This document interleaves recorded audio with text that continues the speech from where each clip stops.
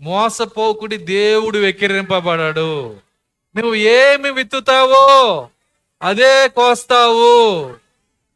అయితే కోసేది ఏం విత్తుతావు అదే కొయ్యవు, కానీ అంటే అదే కోస్తావంటే అదే విత్తనం కోస్తావు, కానీ అంతే కొయ్యవు. అర్థమవుతుందా? అనిచి కుదిల్చి అంత ఇస్తాడంట. వడ్డీ చాలా ఎక్కువ ఉంటుంది. మీకు తెలుసా దేవుడు ఇచ్చేదానికి చక్ర వడ్డీ ఉంటుందండి. ఏంటంట?